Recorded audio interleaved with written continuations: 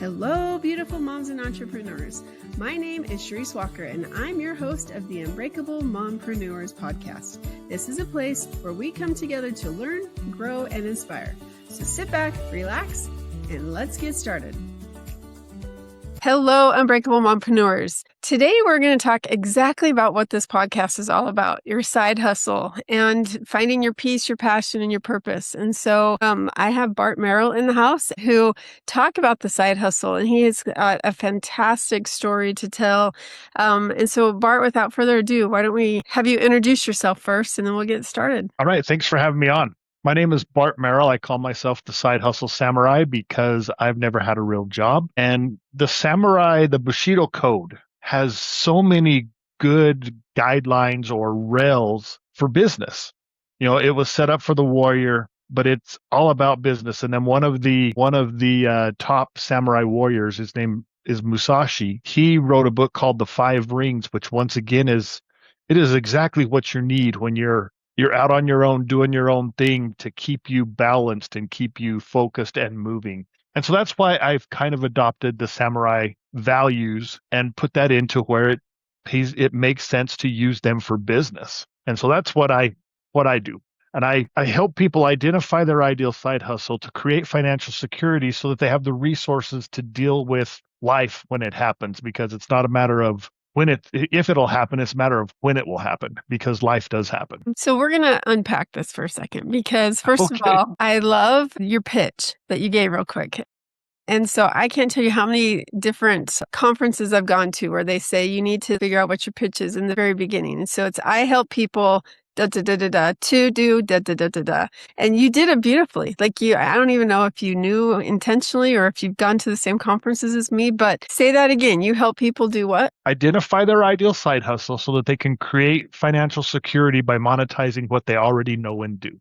So that they have the resources to deal with whatever happens when life happens. See, that's beautifully said. And see, I totally put you on the spot and you said it almost verbatim. Again, actually, it might have been verbatim. And so no, I think I twisted a little bit in the first, but it has a couple of different versions. But it was there. You help people do this so that they can do that. And I love, first of all, what you do, because that's the whole purpose of this podcast, is to help people realize that, you know, if they're not happy in their 9-to-5 job or they're not happy with the life that they have, that they really have the option to do anything. And so getting a little personal, you have created a side hustle again after a tragic thing that happened to you. Would you like to expand on that? Yeah. So one of the things that I do, I've done it all my life. And it's because I grew up with a dad who did the same thing. He was a pig farmer, but he had his hands in many different things in the agricultural industry. And so I grew up watching him. He never set me down and taught me the birds and the bees of business. He showed me by example, and then he helped me and encouraged me when I wanted to do things. And so my life has been anything that crosses my path, good, bad, or ugly. I always ask, how can I monetize it? And in 2023, about October of 2023, I found out that I was going to have my lower left leg amputated. Now, after the shock and awe was over and dealing with it a little bit, my twisted mind kind of goes, okay, I don't like this, but it's got to happen. There's nothing I can do about it. So if it's going to happen, how can I monetize it? Then 6 months post-op, I contracted with my prosthetist to help people deal with what they're going to have to go through whenever they're going to have an amputation. And it kind of was like I was in for a prosthetist appointment, and I'm sitting there and I say, Scott, you know, I interviewed 3 other prosthetists before I got to you and before I decided on you. One of them had a guy that I could talk to that had his leg cut off, that I could ask questions. How bad is this going to hurt? How long until I get back on my feet? Or maybe I should say get back on my foot. Yeah. Little prosthetist humor. You can laugh at that. Yeah. And I said, Scott, you don't have a guy. I'm your guy. And that's how our conversation started, how our negotiation started. He's like, okay, what do you want? And I said, I don't want a job. I want to be on retainer. And whenever someone needs help, they need to talk to somebody, you send me their number, I call them. And so he sends me the people I need to talk to. I make the calls. I go meet with them. If they need help after they get out, I go talk with them, because a lot of times it's easy to get your leg cut off. But after it's cut off and you look down and it's gone, that's where the mental game starts, because that's when you're just like, this is real. And so I turned something that wasn't good into an income stream. And at the same time, you're also helping people, right? So it's an income, but I mean, it's easy for me to go, oh, I know how you feel. No, I don't. You don't have that leg. You know how they feel. And so you're able to talk with them and see. So you're helping people while monetizing. And it's what you say. It's good that you understand that you don't know how I felt. And I walked in to the hospital that morning to get my leg cut off. That was one of the most terrifying things I've ever had to do. Oh yeah. And to tell people, to help them understand, I say it was like a death row inmate walking to the death chamber, because I would be walking in, but I would not be walking out, and a piece of me would be gone. Yeah, that's hard. That's really hard. And so I help people work through those thoughts that are going in their head, and I get compensated for it, not by them, but by the prosthetist. Really? Yeah. Interesting. Okay, so how? And I'm asking you this not to understand how to make money from the process, but like if somebody else is dealing with something like this and they have a healthcare provider, like right now I'm here wearing a heart monitor, and I've been wearing one for a couple weeks, and it's going to be a month. I had one on a couple weeks ago. I'm going through some heart issues, and so how do you like? And mine's hopefully short term and the things that they're going to have to do. But my point is, like, how do you get it monetized so that the patient doesn't have to pay for it? Well, the patient pays for the prosthetist appointment and the leg and all that stuff, and so it comes out of that. Okay. But the prosthetist compensates me. He can't charge more because the insurance covers only what the insurance cover. Okay. But it is a benefit to him. Okay. Because can say, okay, and so has someone you can talk to. I do as well. If you need help getting through this, so it's a benefit to have me on retainer to do that. Okay, that makes sense. And that's nice that he does that, because he's money that he could be making himself. He's taking care of his patients and he's helping you as well. So that's a great win-win for everyone. So what other things have you done, or what do you do to help people? Say that my son, right? He's 20.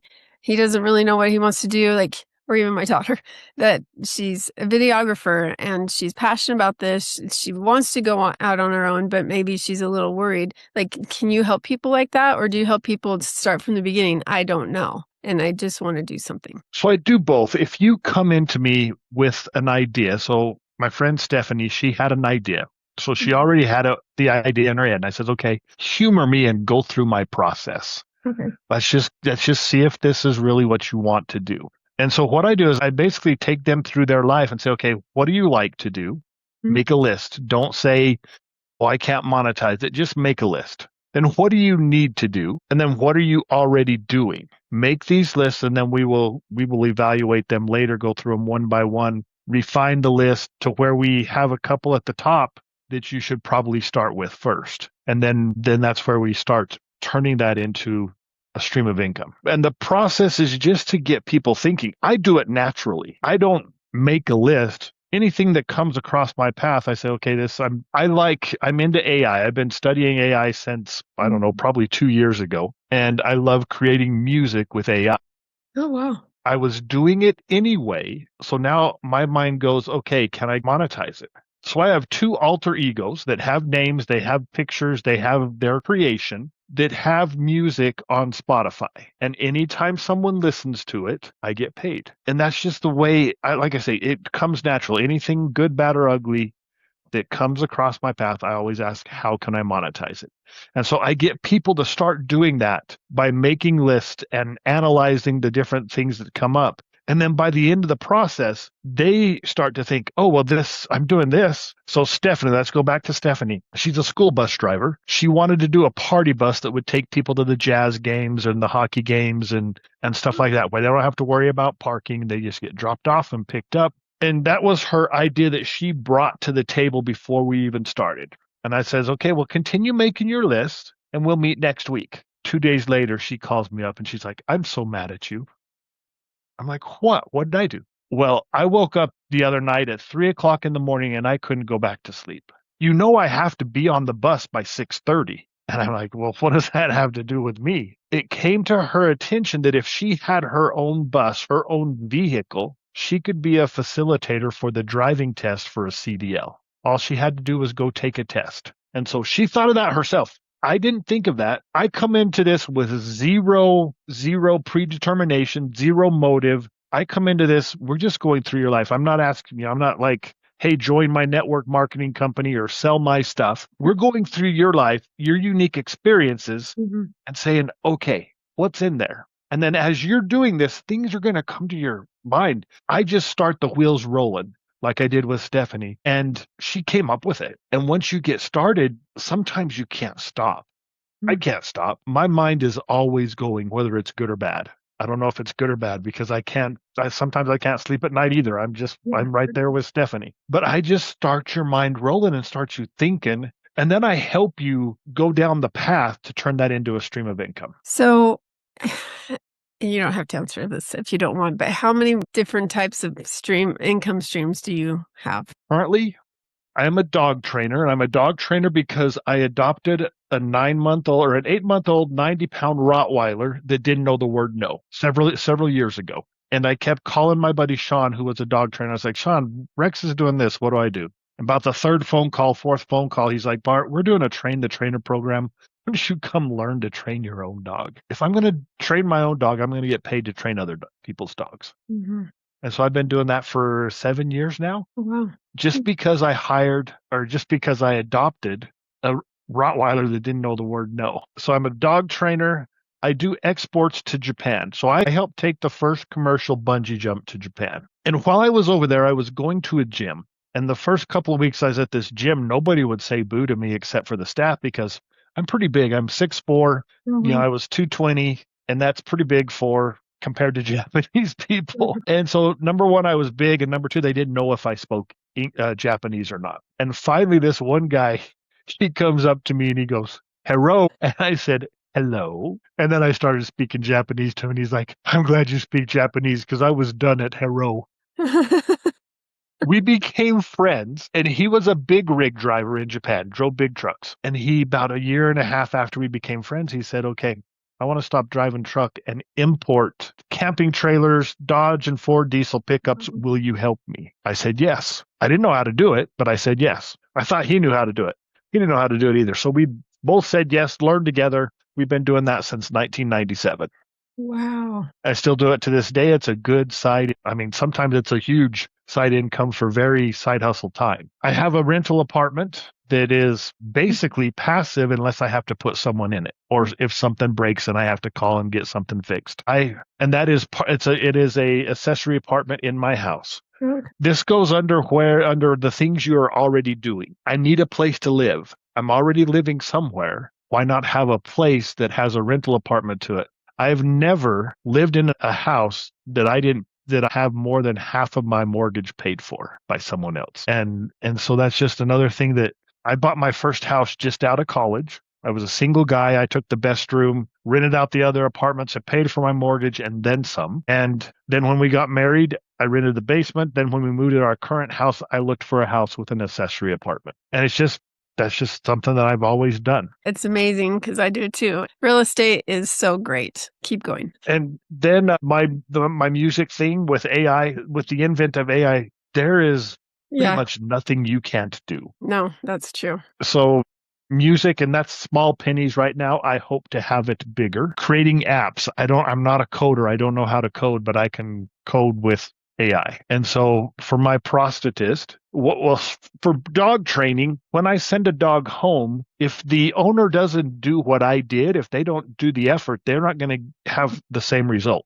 Just because your dog minds me at my house doesn't translate to you at your house. And so they need to do these things, and I have a hard time getting people to do it. So I said, okay, I need to create an app that is an accountability for their dog training that says, okay, do this week 5 times a day or 3 times a day or whatever. And it shows them what to do, and then they get to check the boxes. And if they do everything for X amount of days, they get so I gamify it so that they get a thing, a prize, whatever. Yeah. I was telling my prosthetist about that, and he says, I need the same thing for people taking care of their leg, their residual limb or arm or whatever, because he's had 2 or 3 clients that were below the knee amputee, but because they didn't do what they needed to do for their leg for whatever reason, became an above the knee amputee.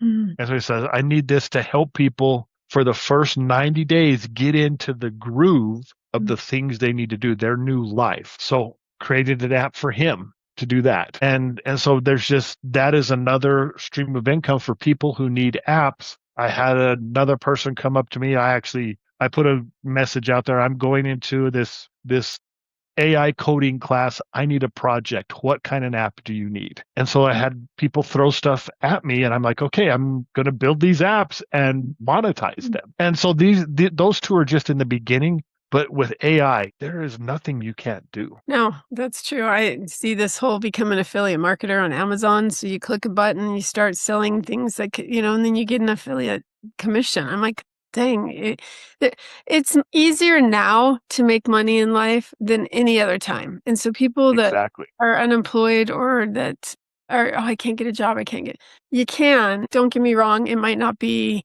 the exact amount that you were making before or something, but you could be making something, if you try. And if you pick the right things, it can turn into more than you were making before. Yeah. And so I'm giving you the good things about AI. The bad things about AI, they're going to be people who lose their job because of AI. And so you better start adapting. You need to find your side hustle. And when I say side hustle, it doesn't mean small income. Side hustle just means I started it on the side. Yeah. And I mean, my trailer income can be huge some years. My dog training income is fairly decent, especially during COVID when everybody went out and bought dogs, and then they had or they went out and adopted dogs that didn't have training. And then you had the COVID money flying around. Man, dog training was amazing. I was booked out for months. That's cool. So it's just a matter of paying attention. Let me see if I can think of, so the bungee jump. So my goal in life from about 16 years old on was to get in the FBI and chase serial killers. Oy. That was my dream job. And we had an ex-FBI agent friend that said, okay, the easiest way into the FBI at this time is through accounting. But once you get in, you don't have to stay in the white collar. As jobs open up, you apply for those jobs and you can transfer departments if you're good at it. Wow. I didn't know that. And so from him and my dad's encouragement, I decided I would study accounting. I went up to Utah State, studied accounting. I found out very quickly two things. I wasn't good at it, and I didn't really like it. Okay. But hey, it's a means to an end. I had one quarter left at Utah State, and I took a break to go home and help my dad on the farm and improve my Spanish. We're right down on the Mexican border. And while I was down there, I'm in this small New Mexico town, making money, nowhere to spend it. And I had some friends that were in the customs and border patrol and cops that were getting RK surgery done on their eyes to correct their vision. I said, I'm going to do this. I have the money.